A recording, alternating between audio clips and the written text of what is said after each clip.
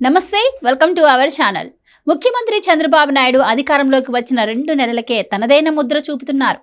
ఏపీకి మరో ప్రతిష్టాత్మకమైన కంపెనీని తీసుకొచ్చారు. లారీలు, ట్రక్కులు, బస్సులు, ఇతర కమర్షియల్ వెహికల్స్ తయారు చేసే ప్రముఖ బ్రాండ్ అయిన అశోక్ లేలాండ్ ఏపీలో తమ కార్యకలాపాల పునఃప్రారంభానికి ముహూర్తం కూడా ఖరారైంది.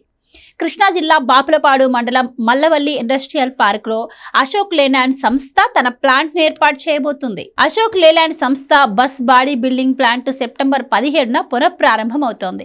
ప్రారంభోత్సవ కార్యక్రమానికి ఐటీ శాఖ మంత్రి నారా లోకేష్ హాజరు కానున్నారు. సుమారు 75 ఎకరాల్లో 130 కోట్ల పెట్టుబడిని అశోక్ లేలాండ్ సంస్థ పెడుతోంది. నిజానికి అశోక్ లేలాండ్ సంస్థ 2014 నుంచి 19 మధ్య అప్పటి టీడీపీ ప్రభుత్వ హయాంలోనే ఈ పనులను చేపట్టింది.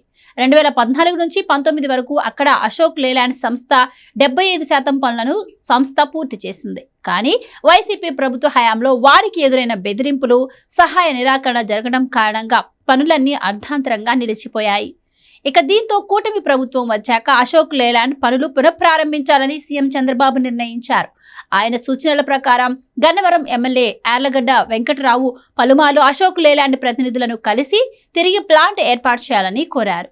ప్రభుత్వం అన్ని విధాలుగా సహకారం అందిస్తుందని వెల్లడించారు. దీంతో యాజమాన్యం తాజాగా మరో 10 కోట్లు వెచ్చించి తుదిదశ పనులను వేగంగా చేస్తోంది. మిగిలిన 25% పనులను నెల రోజుల్లో పూర్తి చేస్తామని ఈ సందర్భంగా సంస్థ ప్రతినిధులు తెలిపారు. ఈ పనులు వచ్చే నెల 17 నాటికి పూర్తి కానున్నాయి. అందుకే సెప్టెంబర్ 17న అశోక్ లేలాండ్ ప్లాంట్ తిరిగి ప్రారంభం కానుంది. గతంలో ఒప్పందాలు చేసుకుని జగన్ కారణంగా ఏపీని వీడి మధ్యలోనే పనులు ఆపేసిపోయిన కంపెనీలపై ప్రస్తుత ప్రభుత్వం ప్రధానంగా ఫోకస్ చేసింది. అందులో భాగంగానే అశోక్ లేలాండ్ పునఃప్రారంభం కాబోతోంది.